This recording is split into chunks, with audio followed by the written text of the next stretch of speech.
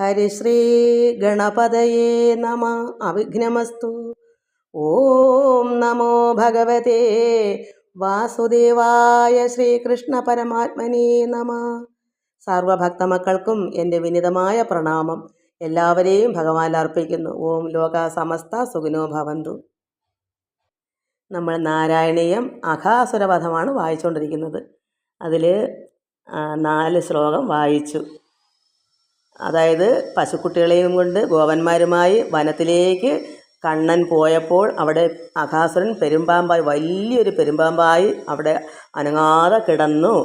അത് വലിയ ആ വായിൽ അത്രമാത്രം ഭയങ്കര അത് ഗുഹ പോലുള്ള വായ്ക്കകത്ത് കുട്ടികളെല്ലാം അതിലേക്ക് അറിയാതെ തന്നെ കയറിയതാണ് നമ്മൾ വായിച്ചത്. ഇനി നമുക്ക് 5-ാമത്തെ ശ്ലോകം വായിക്കാം. അപ്പുറത്ത് ജോലി ചെയ്യുന്ന തടിപ്പണി, അതുകൊണ്ട് സൗണ്ട് ഇതിൽ കൂടെ കേൾക്കുന്നുണ്ട്. ശ്ലോകം 5.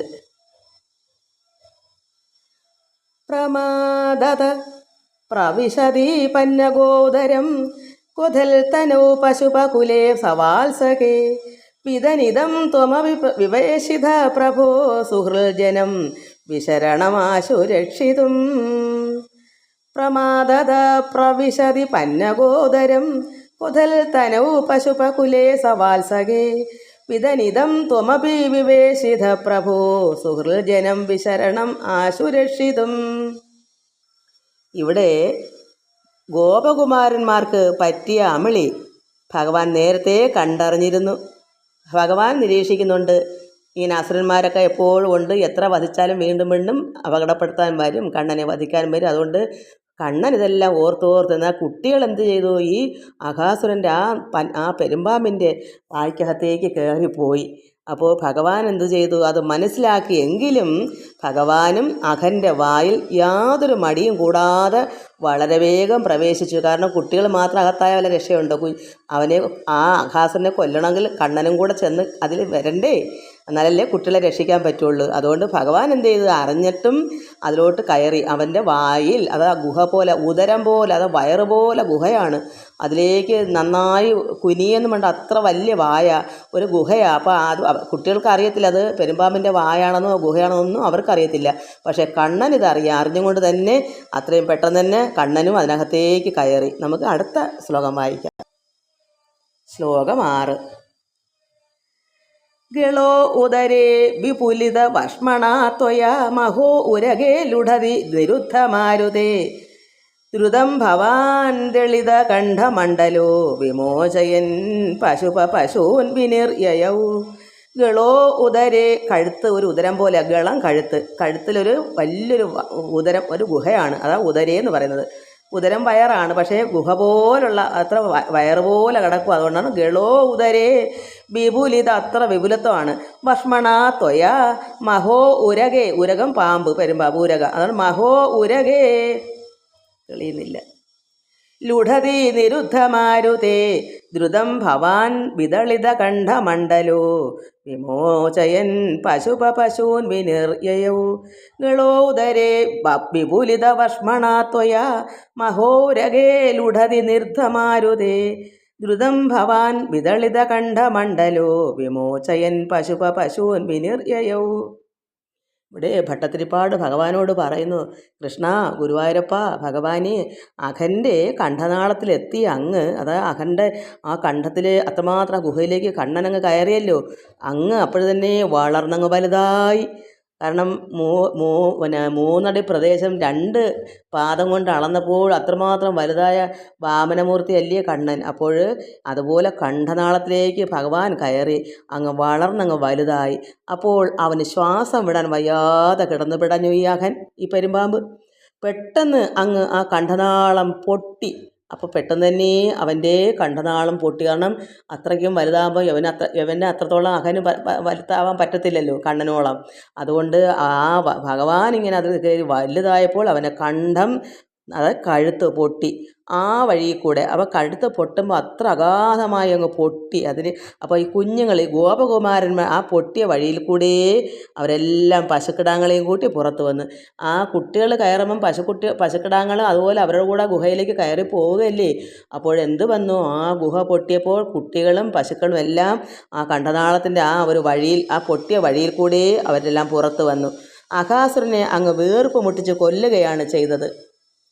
അപ്പുറത്ത് അടുത്ത വീട്ടിൽ ജോലി ചെയ്യുന്ന മേശരിമാർ, അതിൻ്റെ സൗണ്ടാണ് ഇതിൽ കൂടെ കേൾക്കുന്നെങ്കിൽ, എന്നാലും ഇത് ഇടാതിരിക്കാൻ പറ്റത്തില്ലല്ലോ, അതുകൊണ്ട് ഞാനിത് ഇടുവാണ്. അപ്പോൾ അഘാസുരൻ്റെ കഴുത്തിനകത്തെല്ലാം വീർപ്പ് മുട്ടിച്ചപ്പം അത് പൊട്ടി ശ്വാസം പോയി കൊല്ലുകയാണ് ചെയ്യുക. അങ്ങനെ ഭഗവാൻ അവിടെ കയറിയെങ്കിലല്ലേ അവനെ വധിക്കാൻ പറ്റൂ. അതുകൊണ്ട് ഭഗവാൻ ബുദ്ധിപൂർവ്വം പെട്ടെന്ന് തന്നെ കുട്ടികളോടൊപ്പം തന്നെ അവൻ്റെ വായിൽ കയറി. ഭഗവാൻ നിരീക്ഷിക്കുന്നുണ്ട് എതിലെയാ ചതി വരുന്നത് എന്നുള്ള ഭഗവാൻ അറിയാം. ഇവിടെ അസുരന്മാരിങ്ങനെ വർദ്ധിച്ചിട്ടുണ്ട്, ഭഗവാനെ കൊല്ലാൻ നടക്കുന്നുണ്ടെന്ന് കണ്ണനറിയാം. അതുകൊണ്ട് ഇതെല്ലാം നിരീക്ഷിച്ചാണ് ഭഗവാൻ നടക്കുന്നത്. നമുക്ക് എന്ത് വേണം? നമ്മൾ പഠിക്കുന്നത് എന്താ? നമ്മളിത് വായിച്ചിട്ട് എന്താ പഠിക്കുക? നമുക്ക് നിരീക്ഷണം വേണം, ചെറുതായൊരു നിരീക്ഷണം. ഭഗവാൻ ഇവിടെ സർവ്വപേരെയും രക്ഷിക്കാനുള്ളൊരു നിരീക്ഷണം. നമുക്ക് അവരവർക്കുള്ള രക്ഷകൾ നമുക്ക് നോക്കണം. ഇന്ന് തന്നെ 9 പേരാ വെള്ളത്തിൽ പോയത്. അതായത് മലവെള്ളം എപ്പോഴാണ് വരുന്നത് എന്നറിയില്ല. നദിയുടെ നടുക്കായിപ്പോയി. ഞാനത് ഈ യൂട്യൂബിൽ കണ്ടതാണ്. ഒരു പാറപ്പുറത്ത് കൈ കെട്ടിക്കോർത്ത് എല്ലാം കൂടെ കൂട്ടിപ്പിടിച്ച് ഒരു പാറയുടെ മുകളിൽ അനേക മണിക്കൂറോളം നിന്നിട്ടും അവിടെ ഒരുപാട് പേര് കരയ്ക്കൊണ്ട് രക്ഷിക്കാൻ പറ്റിയില്ല. എന്താ? വിചാരമില്ല. നമ്മൾ ശ്രദ്ധിക്കണം, ഇത് നദിയാണ്, എപ്പോഴാണ് വെള്ളം പോകുന്ന, മഴക്കാലമാണ്, ടൂറിനൊക്കെ പോകുന്നവർ ശ്രദ്ധിക്കണം. ഈ സമയത്ത് പാടില്ല. അഥവാ പോയാലും ഇങ്ങനെയുള്ള ഭാഗത്തൊക്കെ എടുത്ത് ചാടരുത്. അതോ എല്ലാവരും കുഞ്ഞു കുട്ടി സഹിതം അന്ന് ആലോചിച്ച് നോക്കുക, എത്രമാത്രം വിചാരം ഇല്ലാതെയാണ് അതൊക്കെ ചെയ്യുന്നത്. ആരെങ്കിലും രക്ഷിക്കാൻ പറ്റിയോ? എന്താ? ഇന്ന് രക്ഷിക്കാൻ പോകുന്നവർ മരിക്കും. അതാണ് ഇന്നത്തെ അവസ്ഥ. അതുകൊണ്ട് ആരും ഭയന്നിട്ട് ഇങ്ങനെയുള്ള വെള്ളത്തിൽ അല്ലെങ്കിൽ നീന്തറിയുന്നവരായിരിക്കണം. എന്തായാലും കൊള്ളാം, നമുക്കും കുറച്ച് ചിന്ത വേണം. ഇവിടെ ഭഗവാൻ ഇതെല്ലാം ഒരു സിദ്ധി എന്ന് പറയുന്നത് എന്താ? നമുക്കും ചെറിയ ചെറിയ സിദ്ധികളൊക്കെ നമ്മൾ ആലോചിച്ചെടുക്കണം. ബുദ്ധിയുണ്ട്, അത് പ്രയോഗിക്കണം. അപ്പോൾ നമുക്കും വലിയ വലിയ അപകടങ്ങളൊക്കെ നമ്മൾ വരുത്തി വയ്ക്കുന്ന അപകടങ്ങളാണ് ഇതൊക്കെ. നമുക്ക് ചിന്തിച്ചിരുന്നെങ്കിൽ അങ്ങനെ വരുമോ? ചിന്തിക്കണം. അപ്പോൾ എന്ത് വരും? അല്ലെങ്കിൽ 1 2 വലിയവരല്ല, ഇത് കുഞ്ഞു കുട്ടി സഹിതം നിൽക്കുന്ന ആ നദിക്ക് നടുക്ക്. അപ്പോൾ മനസ്സിലാക്കണം, അവർ ഇത് ഒന്നും ചിന്തിക്കാതെ, മുതിർന്നവർക്കെങ്കിലും ഒരു ആലോചന വേണ്ടേ? അതിൽ വലിയ പുരുഷന്മാർ വരെ ഉണ്ടായിരുന്നു. ആർക്കും ഈ വിചാരമില്ല. നമ്മളിത് പഠിക്കുന്നത് എന്തിനാ? നമുക്ക് ഇതുപോലെ പല സ്ഥലങ്ങളിൽ നമ്മളറിയാതെ പോകുന്ന, നമ്മളറിയാതെ ഒരു പ്രകൃതി നിയമം അത് സഹിച്ചേ പറ്റും. പക്ഷെ നമ്മളിതൊക്കെ അറിഞ്ഞ് ചെയ്യുന്ന വിനകളാണ്. ഇതൊക്കെ നമ്മൾ വരുത്തി വെക്കുന്നതാണെന്ന് മനസ്സിലാക്കണം. അതുകൊണ്ട് ഇവിടെ ഭഗവാൻ ഇതൊക്കെ നമുക്ക് തന്നേക്കുന്ന നമുക്കൊരു പാഠത്തിന് വേണ്ടിയാണ്. നമ്മൾ ചിന്തിക്കണം. നമ്മൾ പോകുന്ന വഴിക്ക് വഴി നോക്കണം. കാടുണ്ടെങ്കിൽ വല്ല ഇഴയന്തുക്കളുണ്ടോ എന്തെല്ലാം നമ്മൾ മനസ്സിൽ ചിന്തിച്ചിട്ട് വേണം എവിടെയും എന്ത് അപകടങ്ങളുണ്ട്, യാത്ര ചെയ്യുമ്പോൾ വാഹനങ്ങൾ അപകടം, ഇതൊക്കെ നമ്മൾ ചിന്തിക്കണം. ഈശ്വര ചിന്തയും വേണം, ഭഗവാനോട് പ്രാർത്ഥിക്കുകയും വേണം. ഇതിനാണ് നമ്മളിതൊക്കെ പഠിക്കുന്നത്. അല്ലാതെ വെറുതെ അക്ഷരം മനസ്സിലാക്കി വായിച്ച് മനസ്സിലാക്കിയിട്ട് എന്താ കാര്യം? നമ്മുടെ ഉള്ളിൽ ഇതെല്ലാം പാഠമാകണം. അതിനാണ് ഭഗവാൻ ഇതൊക്കെ നമുക്ക് തന്നേക്കുന്നത്. ഭട്ടതിരിപ്പാട് ഇത് ഭഗവാനോട് ഇതെല്ലാം പറയുന്നത് എന്താ? ഇതൊക്കെ നമുക്ക് വേണ്ടി ഈശ്വരനാണ് ഇവരെ കൊണ്ടെല്ലാം ചെയ്യിച്ച് ഇതിലെ കൂടെ എഴുതി വിടുന്നത്. ഭട്ടതിരിപ്പാടിനെ കൊണ്ട് ഇതെല്ലാം ചെയ്യിക്കുന്ന ഭാവിയിൽ നമ്മളെപ്പോലുള്ള ഒരുപാട് പേർക്ക് ഇത് പാഠമാകാനാണ്. നമുക്ക് അടുത്ത ശ്ലോകം വായിക്കാം. ശ്ലോകം 7. ക്ഷണം ദിവി ത്വത് ഉപഗമാർത്ഥം ആസ്ഥിതം മഹാ അസുരപ്രഭവം അഹോ മഹോ മഹൽ വിനർഗതേ ത്വയിതു നിലീനം അഞ്ജസാ നഭസ്ഥലേ നനിർ അധോ ജഗുസുര.